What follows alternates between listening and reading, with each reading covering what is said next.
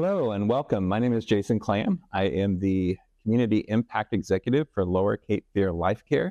We're excited to be here today for our first podcast of LifeCare Answers, the podcast. And I'm here with my colleague, Michelle Bennett. We'll be discussing advanced care planning in our program, Begin the Conversation. And Michelle, thanks for joining in today. We're talking about Begin the Conversation, something I know that you do a lot of speaking on and know a lot about. We created this program back in the wake of the Terri Schiavo case, probably the most famous healthcare dilemma case in our country's history. Right. And to encourage people to think about those kinds of circumstances and put their wishes in place. We created a program called Begin the Conversation, and that Terri Schiavo case was one of those where the family was broken apart because what the husband thought and felt wasn't what the parents thought and felt, and they were kind of caught. And one of the reasons I'm really passionate about this is because I think they both thought they were doing what was right. I mean, you really don't know what the right answer was, but what we know was the result was the family was torn apart. Yeah, because she was a very young woman. She was, and that makes it even more challenging, right? Because we think about advanced care planning for older folks. We think about it once you have a diagnosis, you know, that you need to think and talk about these things. But she was young, which automatically makes it even more challenging. Right, yeah, and they, if I remember correctly, she was on life support for 7 years. It was quite a while, right. It wasn't a knee-jerk reaction that they made that decision. But it was still hard in different perspectives. Yeah, definitely. I mean, I think you're right, especially given her young age. And then I know the governor of Florida at the time got involved, and it went to court. All the way to the Supreme Court. And unfortunately, in that time, none of the therapies, none of the other things that her parents wanted or hoped would have an impact, nothing did. She was, without brain activity the entirety of the time that she was on life support. Right. And, we do think about that scenario quite often when we think about advanced care planning, but it's really a lot more than just that. Right. Thinking about any kind of preferences you would have, and then if you wouldn't be able to share those with people and communicate them to make sure others know to make those decisions on your behalf. Yeah, that's why I love our workbook. I think you have it with you today. I do. I'll show that here real quick. It has the elephant, which is the elephant in the room. I encounter people all the time who don't want to have this conversation, right? They'll acknowledge that it's important. I know that, but I just struggle with sitting down, making these decisions, and worse, talking to my loved ones about it. So yeah, the elephant in the room is the mascot, I guess we'll call it. But it goes through a lot of things related to healthcare decisions. Do you want to be an organ donor? What is your ideas on pain management and your own pain threshold, and what would you want and not want? Funeral planning. What do you want to be done with your body after you're gone? Those are all things you can go ahead and talk about and give it almost as a gift to your family, and think of it more in that vein than I'm making them talk about this kind of thing. Yeah, I mean, it really is a gift because you're relieving that burden from your loved ones by documenting all of the things that you want. And that workbook is so nuanced. I love that there's a spot in there that says, this is what I want to happen with my pets in the event of my death. And it's got a spot in there for writing down social media login information because, we share a lot with our loved ones, but what's the likelihood that, your loved one knows how to log into your Facebook and deactivate the account if they so desire? Yeah, that workbook. And to your point, I don't think I ever give a presentation on Begin the Conversation where someone doesn't say to me, oh gosh, we've been talking about this for years. We know that we need to do it, and they haven't done it. So absolutely. So in North Carolina, which is where we're based, the main healthcare documents, which are important, don't get me wrong, are the living will and the healthcare power of attorney. So the living will, going back to that discussion about Terri Schiavo, that's the main document to address that situation, right? Would your directive be to discontinue or stop life prolonging measures? If that is the choice, then your living will is your tool, right, to share that information. If that's not your choice, that is your prerogative, and just make sure your loved ones know that you would want to maintain and you would want them to keep trying that sort of thing. But if it's not, then a living will is kind of that tool to share that information. Right. And so in talking about the Terry Schiavo case, that would have been her gift to her loved ones to say, yes, I want all measures taken, to keep my body alive, or no, I don't. And that's, I think, what the heart of their disagreement was, is her husband said, we've talked about this. She doesn't want all these things to happen. And her parents said, well, no, she's very young, so she does need to have these things happen. Right. So documenting that. And it changes the mandate, right? I can remember talking with one of my relatives who was like, I'm not doing all of this. You all will figure it out. And the challenge with that is that we all come into these things with different ideas, different perspectives. We've led our lives differently. We make decisions differently, different, priorities. And so, it's not as simple as just figuring it out. But if you know what you want or don't want, and you document it, you have the conversation, you put it out there, it's not your loved ones figuring it out. It's your loved ones carrying forth what you've already figured out. Right. And that's a whole different ballgame. And we serve hospice patients all the time where the family just, they can't come together. They can't see eye to eye, and they're dealing with a very serious thing in their family, the possible loss of a loved one. And then you compound that with, I'm not getting along with my siblings or with my other, my parent or whatever it is. And it just is a very unfortunate circumstance. Yeah, that's the example I always give, especially because in the state of North Carolina, if you've got 3 children, all 3 of those children are your next of kin. And so, I always give the example, if you have siblings and you all have ever fought over a toy, can you imagine, what that looks like? It does some very strange things to people. And you might think, your children know what you want and that they're all going to get along and do it. But we know the reality is that that's just not always the case. Right. Which brings up the second document. We talked about the living will. The other document, which I think is as important, if not more, is your healthcare power of attorney. Mm-hmm. So we often think about your power of attorney, writing your checks and paying your bills and being your financial person, which goes into effect right away. Some people feel like they want their healthcare decisions to be made by somebody else. And so you can put those specific responsibilities on a different agent. And this is a person that you trust to make your decisions, who I really recommend that you inform, let them know that they're doing it, and then give them the information. Yes, and give them the information about what the decisions they need to be making. Right. And you can list 2 in their order. On the North Carolina document, yes. So you have a primary, right? You're not listing them necessarily as co-agents. So you have a primary, but if that person can't or they won't, then you have the ability to put a second person. Yeah, which is really helpful because you never know. We encourage at LifeCare everyone to redo their important documents, including their advance directive, every couple or 3 years. You don't want that to be one of the reasons someone challenges it in court because you did it a decade ago. Right. Just freshen it up. Yes. Is what we say. Yeah, exactly. And, the people you have chosen may have changed. It may be that, someone, because it doesn't have to be a relative, it doesn't have to be your spouse.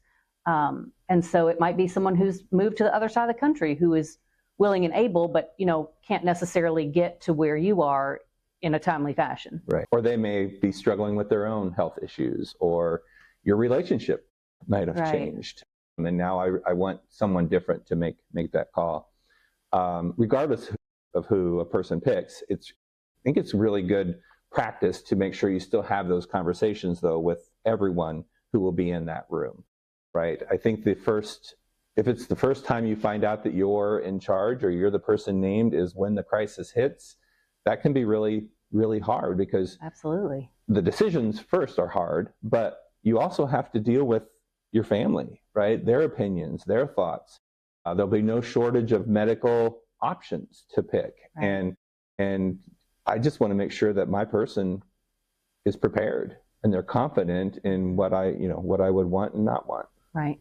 And I think too, that workbook prompts a lot of those conversations, and I think kind of eases everyone into it. I spoke to a community member who took home her workbook, and she was really worried about having the conversation with her kids, and her kids weren't bothered by it at all. As a matter of fact, they went through and answered the questions, and she was like really surprised that, you know, they had these opinions and they wanted these things done, and she wouldn't have known that had they not begun the conversation. So, and it's not like a one and done thing, right? This is something that can be done over time. It can be, you know, little bits and pieces, because to be honest, I don't even know everything that needs to be talked about until you know, have another family member who dealt with something, and you can use that to talk about, or you see something on TV or in a movie.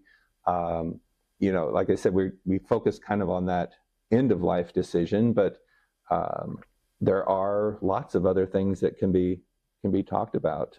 Organ donation is one of those things. And again, not saying whether a person should or shouldn't be an organ donor, but whatever their choice is, it's important that their person is aware of that, so they can confidently advocate one way or the other. Yeah, and that's such a time-sensitive matter. I mean, if that's not, you know, explicitly spelled out, you might not be able to help someone else that you could if you are, you know, pro organ donation, or if you're not, you know, your loved ones may struggle if they don't know what it is that you want. Same with burial. You know, cremation's becoming a more popular choice. Now we have green options. I've heard of several people actually who are interested in donating their bodies to science or research, you know, those sorts of things. So again, not leaving that to the family to try to figure out or wonder, you know, what the person wanted. A lot of people go ahead and make those arrangements, you know, ahead of time. So it takes that burden off the family to do that in the moment. Right. Yeah, and I know that there's a spot in the workbook too. I keep bringing that up, but it's such a handy tool for you to put down information if, for instance, you have already purchased a burial plot, or if you have, you know, insurance for that or whatever. You know, it's someplace that you can document that again, so that in that difficult time, people aren't scrambling for, you know, where was this piece of paper kept, or how do you find this in mom's email, or whatever that looks like. Right. I think it was my dad's aunt. He talked about how much she already had done, and that, you know, when she did pass, it was almost seamless. Now, that doesn't always happen. There's always room for things that could go wrong, but he was amazed by how much detail she had already put in place and done, and how little he had to do to decide, which, you know, for him was a real benefit, because he probably wouldn't have even known what her choices would have been. There's a page in here too that I often reference, is the write your own obituary. Oh, that's page. right. And it kind of turns some people off. They're like, that sounds kind of, you know, morbid, but yet two things. One, if something were to happen, it'd be one less thing that my family would have to put together, because it is already there.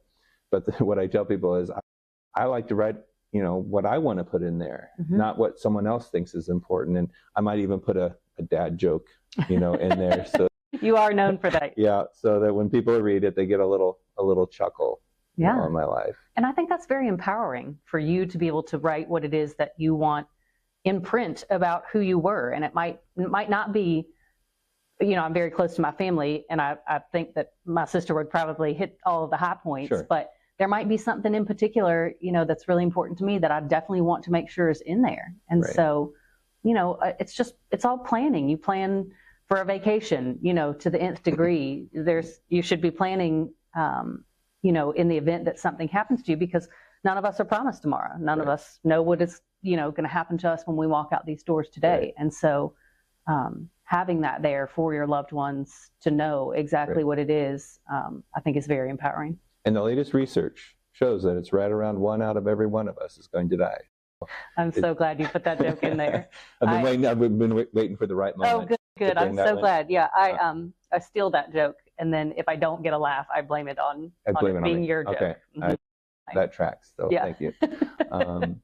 But thinking about this as a topic, we here at Lower Cape Fear LifeCare feel so passionate about it, and feel like it's so important that this is one of our leading education topics out in the community. So we go out quite often to church groups and civic clubs, and encourage people to put their things in place, their documents, actually providing notary services and coordinating the witnesses and making that happen, because we don't want people to wait, right? It's better to be 10 years too early than one day too late. So I really enjoy getting out there and having those light bulbs go off. Like, I really need to be making this a priority.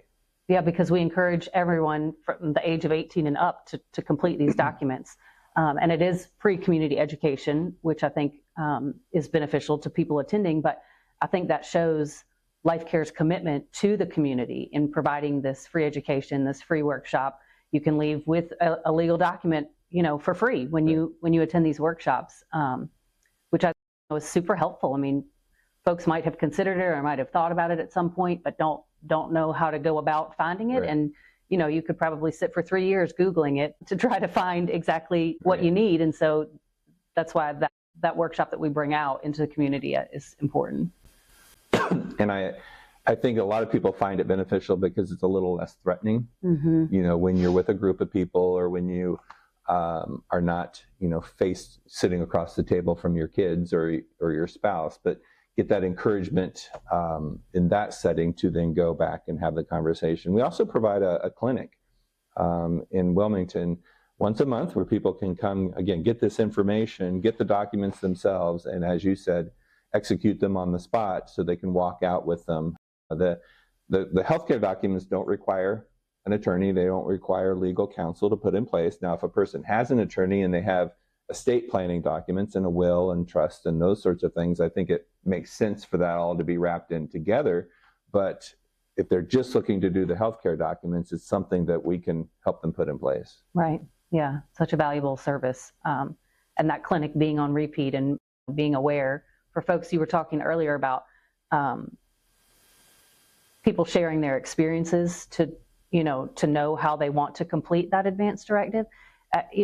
I think we find that all the time. If, when you, like you said, see something on TV or you hear someone else's experience.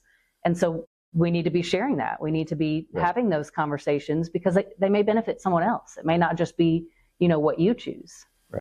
And we use a lot of stories in our education. We talk about our own families, and I think it makes it real, right? And that people don't think about the fact that if I don't do this, who's going to be on the spot? And they don't think about giving them the information ahead of time. They'll figure it out, or they'll know what to do. Sometimes I hear people will make the comment, I don't necessarily care who makes the decisions, but I have some thoughts on who shouldn't. Right? It's more like I want to make sure that these folks don't have input. Right. And so, lots of different family dynamics. I think you can look at a family, and we see this in hospice care too, that you can look at a family from the outside and think they'll be fine, and then they really struggle. But on the flip side, I think sometimes you can look at families and be like, wow, this is going to be awful, and then somehow they pull it together, and they work together, and they do what they need to do to support and care for their loved one. Yeah, you just never know how that's going to pan out. And that's, we've talked about it already, but that's why that documentation is so crucial. Right. Lastly, I guess I will highlight that we are kind of taking this education to a little bit of a new venue and level. We're going to do a community conference. We're partnering with UNCW on April 15th and bringing in folks, both professionals and lay people. So people who work with elderly, people who work in healthcare, clergy, social workers, but also community members, caregivers. This is information that people want for themselves. And we're doing lots of little snippets, like I said, around documentation, organ donation, estate planning, technology. That's a whole nother thing we haven't even, dipped into today. How can you use technology to leave a legacy and make your decisions and that sort of thing? And then at the end of that conference, we're providing like a little mini clinic on site there too. So again, they can sign up, they can get a consultation, they can complete documents, That's awesome. All that sort of thing. And so, we encourage people who are listening to this and be like, I'd like to take that next step. This conference on April 15th might be the thing. And that information on that is on our website. LifeCare.org. Yep. Very simple. There you go. So, well, this is fun. I'm encouraged and I'm excited. You know, this is our first podcast. I was going to say it's the first, but many more to follow. The first session, and I think that we'll be dipping into lots of different end-of-life topics related to advanced illness, caregiving, hospice and palliative care, those sorts of things. And I believe our next month's episode is going to be on, you know, kind of taking this idea of the conversation to your doctor, right? How do you have this conversation, hard conversations, but yet important conversations with your medical team, and how to express your wishes, how to ask the right questions, those kinds of things. Okay, awesome. So see you on next month. Let's see you next month. All right, thanks.